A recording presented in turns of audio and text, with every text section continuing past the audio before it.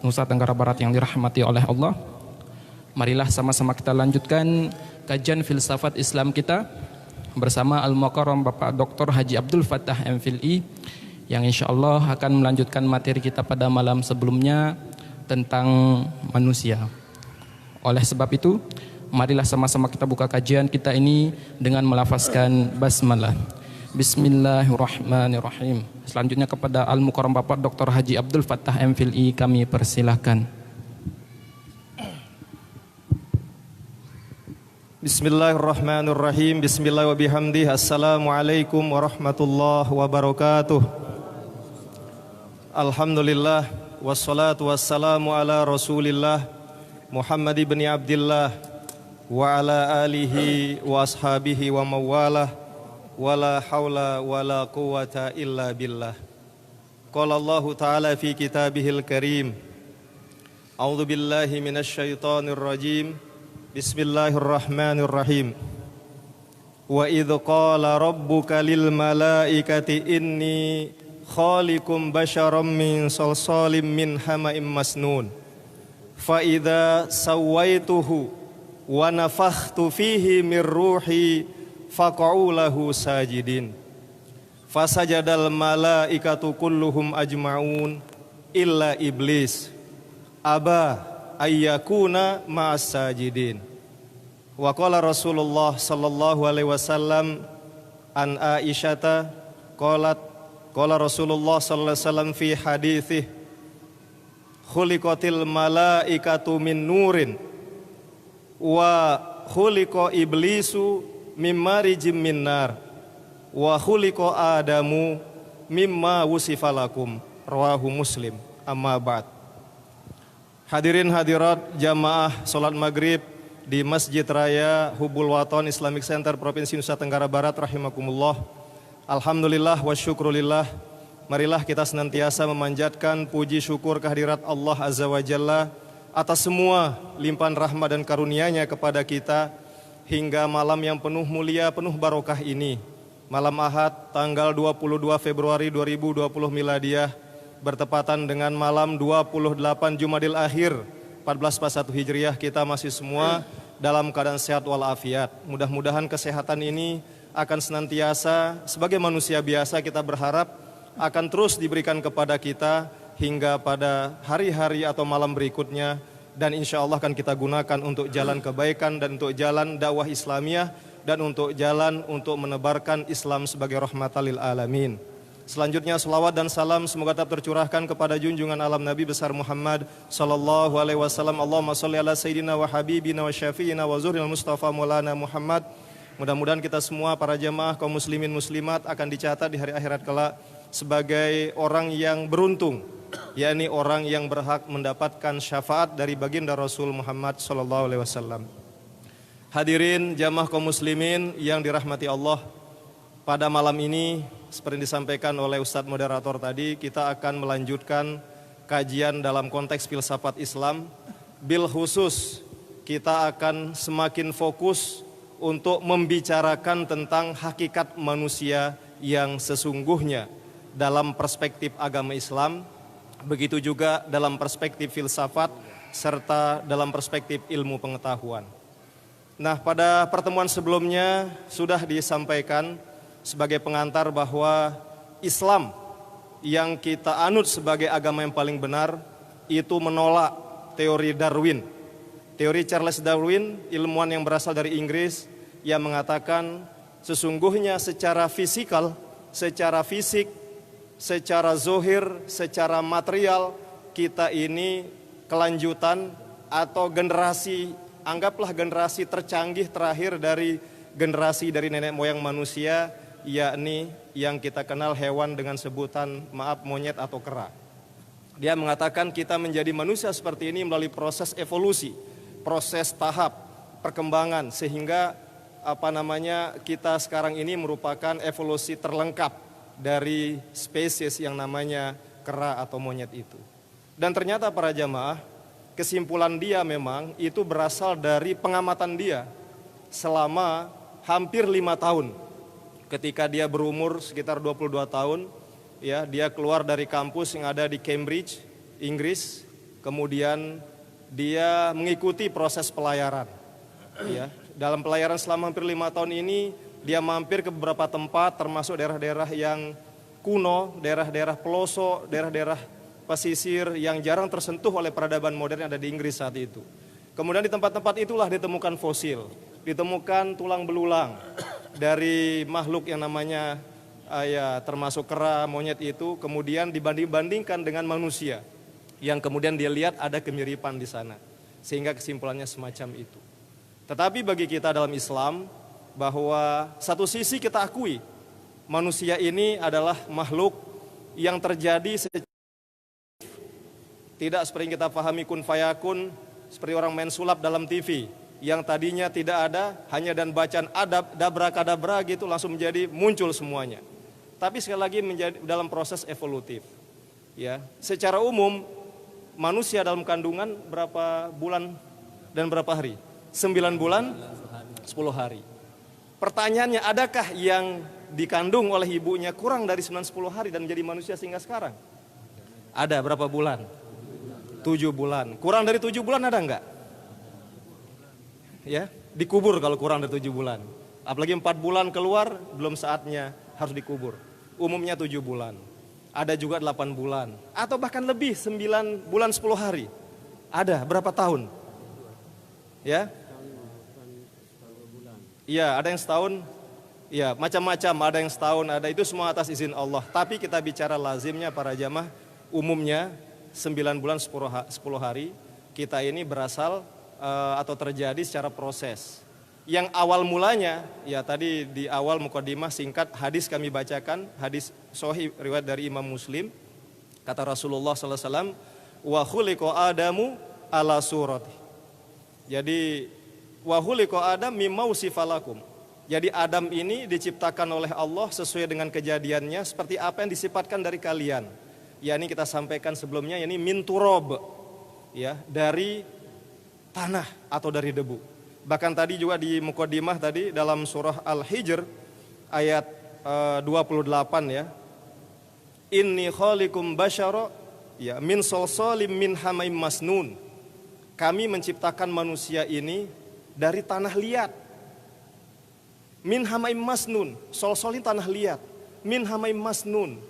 Yang paling mengkhawatirkan dan itu menjadi apa ya, semacam ibroh para jamaah buat kita biar kita tidak sok gagah, sok cantik, sok merasa paling sempurna. Min hamaim masnun. Apa hamaim masnun ini? Ya. Jadi hamaim masnun ini dari lumpur yang hitam. Bukan lumpur yang putih, tapi ada nggak lumpur putih ya? Kalau ada kapur namanya ya. Lumpur lapindo enggak ada warna putih, umumnya coklat. Bahkan bukan lagi coklat disebut Al-Quran ya, dari lumpur hitam.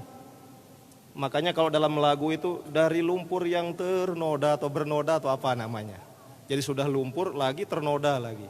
Kita warna hitam lagi. Itulah asal mula kita, diciptakan oleh Allah. Kita ini dari bahan yang hina seperti itu. Itu sebabnya ketika malaikat diperintah sujud pada ayat berikutnya, fasajadal malaikatu kulluhum ajmaun illa iblis. Kalau malaikat karena memang dasarnya dia taat kepada Allah sujud. Walaupun dari secara zohir, secara material, secara fisik para jamaah, malaikat ini kan lebih mulia dari kita. Dia diciptakan dari apa? Min nur. Khuliqatil malaikatu min nur. Sedangkan kita min solsolim min hamaim masnun. Dari lumpur hitam lagi. Nur tentu lebih tinggi. Tapi malaikat berprinsip apapun yang diperintah, la ya'sunallaha ma amarahum wa yaf'aluna ma yu'marun. Diperintah aja apa saja malaikat, dia tidak dahulukan logikanya. Yang dilihat adalah ini perintah Allah. Ada pasti sesuatu yang kita tidak tahu.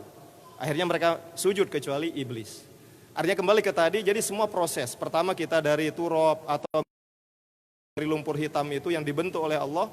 Kemudian berikutnya juga menjadi nutfah, ya, nutfah menjadi air mani, kemudian menjadi alaqah, ya, daging yang menggantung di dinding rahim ibu kita.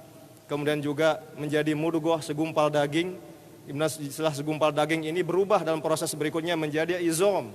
Izom ini tulang belulang, tulang. Nah kemudian tulang ini terakhir dibungkus dengan laham. Makanya yang luar ini namanya laham. Kenapa? Ini daging yang membungkus, ada kulit di dalam kita, ada izom di dalam ya tangan kita, di dalam badan kita, kaki kita, di dalam jari-jari kita. Dan terakhir, fa idza sawaituhu wa nafakhtu fihi min ruhi faqau lau sajidin. Terakhir yang ketujuh tahap kejadian manusia adalah diciptakan ruh, ditiupkan ruh oleh Allah. Itulah sebabnya buat kita lebih mulia dari malaikat dan bahkan dari jin, dari iblis. Karena kita ada ruh ilahi. Ini yang menyampaikan ini adalah Allah melalui surat Al-Hijr ayat 28. Itulah satu sisi pertemuan sebelumnya kita tegaskan, kita akan mulia manakala ruh ilahi ini kita asah terus. Ruh ilahi ini kita pertajam terus. Kalau dalam teorinya Imam Ghazali rahimahullah, jadi jiwa manusia ini ruh ilahinya ibarat cermin. Kalau kita lakukan perbuatan baik, ya dia akan semakin mengkilap, sehingga dia akan mudah menerima kebenaran. Sebaliknya tidak pernah kita asah, tidak pernah kita ajak sholat, tidak pernah kita wirid zikir, tidak pernah kita ajak untuk silaturahim, sombong maka diri paling hebat, maka dia karatan, kebaikan akan pernah dia terima. Ya, tapi prinsipnya sekali lagi para jamaah rahimakumullah, bahwa kita pun manusia diciptakan menurut Al-Quran secara evolutif, tetapi berbeda dengan teori evolusi Darwin. Kita tetap dari jenis manusia, spesies manusia, ya, yang dimana di sana peran Allah Subhanahu wa taala selalu besar di dalam penciptaan kita. Nah, para jamaah rahimakumullah, pada malam ini kami fokus kembali tentang beberapa istilah yang digunakan Al-Qur'an, termasuk para ilmuwan yang menunjuk manusia. Dan dari istilah inilah kita tahu tentang hakikat diri kita. Sebab kita sampaikan pada pertemuan sebelumnya, ada juga yang mengatakan ini hadis, tapi kami lebih yakin bahwa ini adalah kalimat atau hikmah sufiah yang mengatakan man arafa nafsah faqad arafa rabbah. Kalau kita ingin tahu tentang Allah, tentang Tuhan, tidak usah jauh-jauh dulu. Pelajari, selami hakikat diri manusia ini. Maka dari situ akan tumbuh kesadaran kita, tumbuh keyakinan kita bahwa kita ini makhluk tidak sempurna. Seperti tadi, diciptakan dari lumpur hitam. Sekarang aja gagah, sekarang aja bisa pakai peci, sekarang aja bisa pakai surbah, jubah, ataupun dasi, atau jas, sarung, atau bahkan kalau jadi presiden gagah kemana-mana dengan pesawat khusus. Padahal asli kita secara hakiki, secara materialistik berasal dari lumpur hitam. Kita menjadi mulia karena Allah dengan rahman rahimnya ditiupkan ruh ilahi kepada kita. Nah, barangkali dua hal inilah yang bertarung ketika kita hidup para jamaah. Ketika kita hidup ini lebih banyak mengikuti tuntutan dari lumpur hitam ini yang mengajak kepada keburukan. Ketika jadi pejabat senang korupsi misalnya, ketika menjadi apa saja dia khianat dengan amanah ini, maka lumpur hitam inilah yang diikutin, maka dia bukan makhluk yang mulia. Sebaliknya, ketika apapun dimiliki dalam rangka pengabdian kepada Allah, maka unsur ruh ilahi ini yang menang, maka itulah manusia sempurna, manusia yang akan mendapatkan keselamatan di dunia dan kebahagiaan hakiki di akhirat kelak. Mudah-mudahan kita semua termasuk di dalamnya. Amin ya rabbal alamin. Hadirin rahimakumullah, selanjutnya beberapa istilah yang digunakan Al-Quranul Karim yang menunjuk tentang hakikat manusia sekarang. Kalau kita amati para jamaah, ketika ayat-ayat yang pertama turun atau diterima oleh baginda Rasul, dan turunnya ayat itu menjadikan Muhammad bin Abdullah sebagai Rasulullah pada umur 40. Mungkin pelungguh semuanya, panjenengan sami, semua para jamaah hadir-hadir yang hadir ini masih ingat. Ayat apa yang pertama turun? Surat Al-Alaq, ayat 1 sampai 5. Di sana sering kita dengar Bismillahirrahmanirrahim. Iqra bismi rabbikal ladzi khalaq. Khalaqal insana min 'alaq. Iqra wa rabbukal akram. Alladzi 'allama bil qalam, 'allamal insana ma lam ya'lam. Yang kita garis bawahi adalah di sana ada kata insan. Berapa kali muncul dalam 1 sampai 5 ini? 2 kali. Al-insan diartikan manusia. Sama juga ketika pernah kami khutbah di sini mengupas surat Al-Asr ayat 1 sampai 3.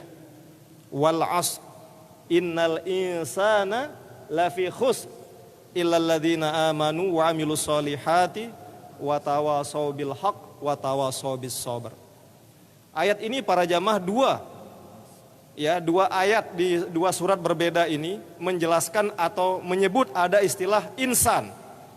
Jadi memang para jamaah di dalam Al-Quran manusia disebut kurang lebih dengan 3 istilah berbeda. Dengan 3 istilah berbeda. Dan ketiga-tiganya menunjuk arti berbeda pula. Dan arti yang berbeda ini pula yang menunjukkan kehebatan manusia. Kalau para jamaah ini menjadi pemimpin, mungkin sekarang menjadi pemimpin di sekolah, kepala sekolah atau di madrasah, kepala madrasah, atau mungkin di kampung sendiri menjadi ketua RT, ketua RW, kepala desa, kadus, atau mungkin di kecamatan menjadi camat, bupati dan sebagainya. Dengan memahami 3 istilah ini akan membantu kita memahami jamaah kita. Selama dia normal, maka dia ini memiliki manusia ini 3 potensi yang berbeda satu sama lain sesuai dengan 3 istilah berbeda dalam kitab suci Al-Quran. Yang pertama tadi apa? Al-insan. Artinya manusia. Ada peribahasa Arab para jamaah sering kita dengar. Ini sebagai dalil kalau kita misalnya salah, ya, kalau misalnya ada sambutan macam, ada kata wa ma sumyal insanu illa linisyanihi. Manusia tidak dinamakan insan karena mirip sekali arti kata insan ini dan kata nisyan. Nasyayansa, apa artinya nasyansa? Lupa. Tapi salahkah kita lupa para jamaah? Ya, misalnya maaf jadi imam ini, saking gupuh-gupuh, baru saya rapat kayak tiang barusan makanya telat ini. Jadi wadduha, bingung ini apa kelanjutan. Yang di belakang jamaahnya juga baru datang, masih uli leman bangkat, datang dari sawah bingung. Akhirnya anak kecil karena dia juga mau pergi nonton film, mungkin cepat-cepat, wadduha saja Ustadz katanya. Wadduha saja katanya. Padahal ada wadduha walaili idza saja, dilompat walaili idza, tapi wadduha saja katanya. Ya mau sekedar contoh saja. Tapi salahkah imam ini masuk neraka enggak? Dia enggak sengaja. Ya karena dia sebagai insan. Biasanya kita lupa. Yang paling parah ini jangan lupa daratan saja kata orang. Kalau lupa daratan apa artinya ini? Ya, lupa daratan ya lupa diri. Bagaikan kacang lupa kulitnya katanya. Kulitnya berasal dari hamaim masnun tadi, tanah lumpur ya, tanah liat atau lumpur yang warna hitam. Nah kembali ke tadi, nisyan ini kaitannya dengan apa? Bahwa manusia ini punya potensi menjadi pelupa. Karena itu, loh sebentar Ustaz, itu murid saya umur 7 tahun, hafal 30, juz ke-30. Nah juz 30 dulu. Nah ketika umur 14 atau 2 kali lipat dia hidup dari usia 7 tahun sebelumnya, dia hafal 30 juz semuanya. Tapi setelah dites 7 bulan berikutnya, tidak pernah murojaah, tidak pernah mutkin, dia lupa. Ya karena dia sebagai manusia. Makanya baginda Rasul saja, baginda Rasul pernah lupa nggak para jemaah? Pernah, nggih. Termasuk kaitannya dengan ya hifzul Quran. Itu sebabnya di setiap bulan Ramadan Jibril turun, ya langsung menyimak baginda Rasul, ya agar Rasul ini murojaah, mengingat kembali bacaan-bacaan beliau. Karena kita Rasul juga makhluk paling mulia, itu juga nisyan, punya potensi dan pernah lupa sebagai manusia. Nah tapi begini juga, tidak hanya sekedar itu para jamaah, ternyata penggunaan dari kata insan ini kaitannya dengan apa? Konteks pembelajaran. Ya makanya kalau kita lupa ya belajar lagi, kita lupa murojaah lagi. Jangan jadi alasan kalau kita pernah salah karena benar lupa, jangan lakukan lagi kesalahan itu, perbaiki diri kan begitu. Makanya di Iqra tadi, di Al-Alaq tadi kan dijelaskan ya bahwa manusia ini Iqra bismi rabbikal ladzi khalaq, khalaqal insana min 'alaq, Iqra wa rabbukal akram alladzi 'allama bil qalam. Ya ada alladzi 'allama bil qalam. Allah telah menciptakan manusia ini. Ya. Kaitannya apa? Dia juga dididik. Ada juga di Al-Qur'an ya. Allamahul bayan. Khalaqal insana allamahul bayan. Surat Ar-Rahman ayat 3 dan 4. Jadi Allah ini telah menciptakan manusia, allamahul bayan. Dan Allah juga menjadikan manusia ini bisa berbicara. Subhanallah. Ya, mohon maaf. Kalau sekarang ini pelungguh tahu ada berapa negara di dunia? Sama enggak bahasanya? Anggaplah 157 negara. Sama enggak bahasa setiap negara ini kita? Sama enggak? Indonesia saja salah satu dari negara yang ada ini berapa bahasanya coba? Ada 1000 bahasa? Lombok, NTB, NTT ini berapa bahasanya? Satu ya berarti itu iya, satu ya berarti tidak. Itu di Lombok saja, mohon maaf. Ceritanya kalau di Lombok Tengah, iya itu artinya tidak. Di Lombok Timur, di tetangga Tiang itu, di daerah Anjani, Tebaban itu, Polombo, iya itu artinya iya. Makanya pernah salah paham. Ketika maaf ada jamaah kita dari Lombok Tengah mau beli apa istilahnya pergi beli pisang ke daerah Lombok Timur dekat tetangga Tiang di Rempung. Ya dia nanya, ya Mi aji pire aji puntik niki berapa harga pisang ini? Ya aku jual katanya. Di situ ya artinya apa? Tidak akan saya jual. Nah pemahaman ini mau saya beli, mau dijual. Angka aji pire mami tabe julu. Ya aku jual semeton. Angka aji pire. Ya aku jual. Angka aji pire. Ditempeleng orang akhirnya. Itu karena salah paham. Jadi karena itulah harus kita saling pahami dan paham bahasa orang. Ya, jadi apa kata istilah itu, kalau kita paham bahasa orang, kita akan terhindar dari salah pahaman semacam itu. Jadi kembali ke tadi para jamaah, bahasa saja manusia ini beragam. Tetapi pertanyaannya, bisakah kita pelajari bahasa orang ini? Umpama kita lahir di Lombok, lahir di NTB, ya, kelas SMP kelas 1 ada pelajaran bahasa Inggris, ya, tulisan one dibaca one, ya, tulisan TWO dibaca two, arti dua, ada juga TOO dibaca tu. Makanya maaf beberapa tuan guru kita zaman dulu yang tahu Ampur, bahkan menjadi syekh besar ini walaupun sudah wafat, baru ketika di akhir beliau cerita ke kita, ke murid-muridnya ini, nyesal saya dulu tidak belajar bahasa Inggris. Ternyata jadi bahasa internasional, semua buku, komputer, HP pakai bahasa Inggris. Dulu kita anggap dia lugatul Injilis min iblis. Bahasa Inggris ini dari bahasa iblis. Makanya kayak munafik. Tulisan TOO dibaca tu, TWO dibaca tu juga, one dibaca one. Bingung kita. Itulah bahasa orang, tapi intinya bisa dipelajari. Ya. Allamahul bayan, kata Allah Subhanahu wa taala dalam firman-Nya. Nah, kembali ke tadi itulah kata insan. Insan ini kaitannya dengan lupa, kondisi kita belajar, ya. Kemudian kondisi juga kaitannya di surat Al-Asr tadi tentang pertanggungjawaban amal kita. Itu sebabnya ilmu kita akan dimintai pertanggungjawaban. Karena itulah para jamaah kita tahu sesuatu, faham dia, mudah-mudahan kita bisa lakukan dia menjadi sebuah perbuatan yang continuous sifatnya. Para jamaah rahimakumullah, ini pertama istilah dalam Al-Quran al-insan. Nah sedangkan yang kedua, ya ini al-bashar. Al-bashar ini digunakan juga di dalam Al-Quran beberapa ayat. Bil khusus misalnya dalam surah Al-Kahfi ayat 110. Ya, di sana Allah Subhanahu wa taala memerintahkan kepada Nabi Muhammad, ya, agar menyampaikan kepada orang lain, kepada umatnya, bahwa beliau juga manusia biasa. Ketika menyampaikan bahwa beliau manusia biasa, tidak dan kata insan lagi, tapi al-bashar. Kul innama ana basyarum mithlukum yuha ilayya annama ilahukum ilahu wahid. Faman kana yarju liqa'a rabbih falyamal amalan shalihan wa la yusyrik bi ibadati rabbih ahada. Di sini apa maknanya? Bahwa pendekatan bashar ini sifatnya fisik biologis para jamaah. Rasul ini makan minum seperti manusia. Beliau makan kurma, beliau makan gandum, minum susu, minum apalah yang bisa sesuai dengan manusia biasa. Beliau tidur, beliau berjalan ke pasar, kalau kaki beliau tertusuk duri, keluar darah, pasti sakit. Beliau manusia biasa dalam konteks biologis. Nah kami kaget tadi para jamaah, ini ada hikmahnya juga, ini sekali lagi pernah kita singgung. Sampai hari ini ada berapa ribu korban dari virus corona dulu. Nah ini angka cantik. Di tanggal cantik 22/02/2020. Yang meninggal berapa? 2345. Coba angka 2, tertib angka 3, 4, 5. 2345 orang sampai hari ini. Berkat virus corona. Pertanyaannya, ketika orang dicabut nyawanya oleh Allah karena virus corona ini, apakah dia diserang aspek rohaninya oleh virus ini? Misalnya ya lu berzikir 1000 kali berzikir dengan cukup 3 kali ya 1000 kali terus mati. Bukan. Apakah karena dia sholat atau baca Quran diserang? Bukan.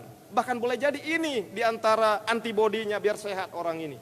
Harus rajin zikir wirid biar keluar keringat sehat, tahan corona itu. Tapi ini kan keyakinan umat Islam. Tapi sekali lagi yang diserang apa? Aspek fisik manusia, itu basyarnya. Ya, sekali lagi orang kedokteran yang paham ini, ada istilah dalam diri kita ini ala DNA, ada RNA, saya lupa. Yang diserang ini aspek RNA yang membuat manusia ini menjadi kekebalan tubuhnya menurun, kemudian dia sesak napas, baru bahasa kita innalillahi wa inna ilaihi raji'un. Ya. Jadi sekali lagi ini basar. Dan yang ketiga sebagai penutup, yakni an-nas. Ya, misalnya Al-Hujurat ayat 13.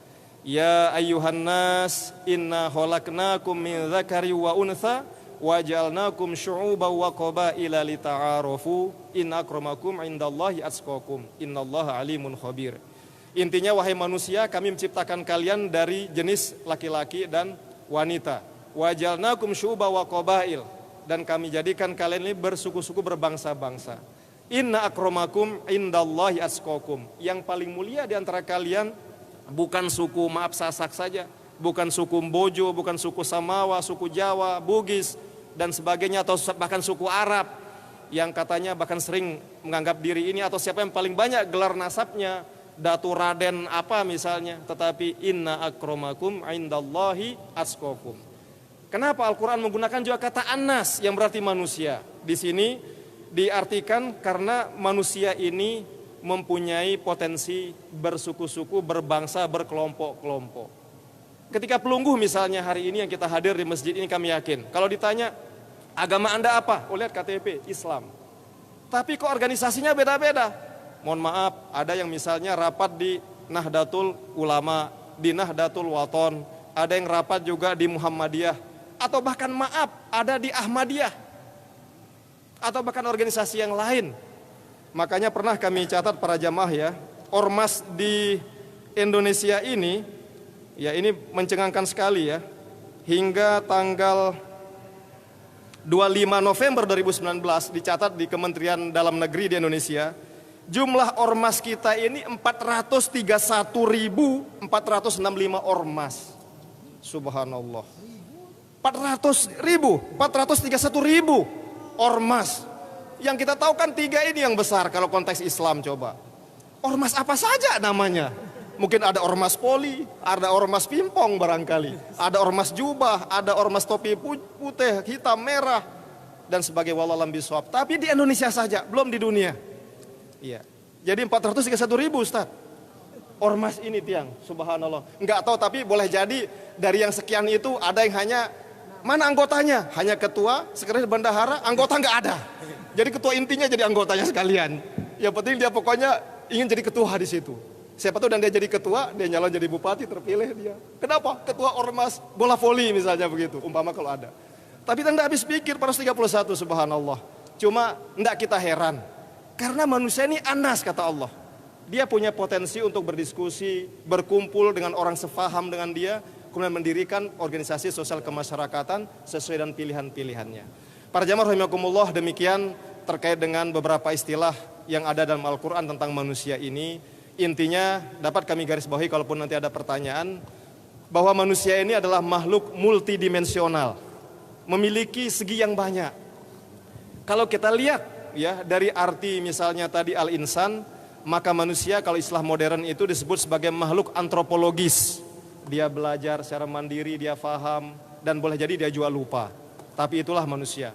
Yang kedua boleh jadi dari perspektif sosiologis kemasyarakatan. Dia disebut sebagai anas. Manusia ini coba pelungguh, umpama Niki Ampura, sebulan tidak keluar kamar.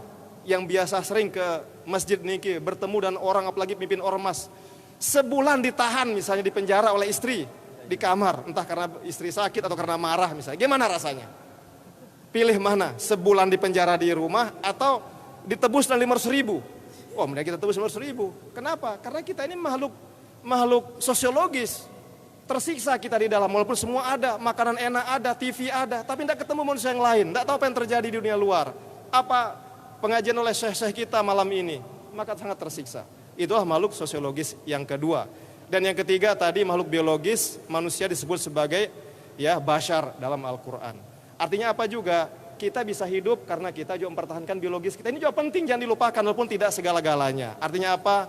Mari jaga kebersihan. Makanya bagus ini kita puji pemerintah Provinsi Nusa Tenggara Barat untuk menjaga kebersihan. Ada program apa namanya? Zero waste ya. Jadi nol kertas, nol sampah, Ya di mana-mana dengan bersih kita nyaman ketemu sama lain, dengan bersih nyaman kita sujud, nyaman kita berwirid, berzikir, baca Quran. Ya begitu juga kita makan makanan yang halal dan thayyib kata Al-Quran. Boleh jadi mohon maaf dari perspektif kata bashar yang ini biologis ini para jamaah, ini juga hukuman boleh jadi di Cina, mohon maaf. Kenapa? Al-Quran sudah nyuruh kita pelihara jasmani kita. Di antaranya cara apa? Makan yang halal dan thayyib. Kulu halal thayyiba min rizqillah. Jadi makanlah yang halal, yang thayyib yang sudah ada di Al-Quran. Jangan makan yang menjijikkan, yang bukan diberikan lisensi oleh Al-Quran. Seperti misalnya ular, mohon maaf. Halal enggak menurut Islam ular? Ya, begitu juga kelelawar, halal enggak? Ya, tentu Allah mengharamkan itu termasuk babi karena banyak mudaratnya. Seperti malaikat tadi. Jangan kita diskusikan, mari kita laksanakan. Itu prinsipnya. Akhirnya apa yang terjadi? Menjadi virus yang mematikan. 2345 korban akibat tidak taat pada ajaran Quran. Wallahu a'lamu bishawab. Subhanaka la ilma lana illa ma 'allamtana innaka antal alimul hakim. Demikian dapat kami sampaikan.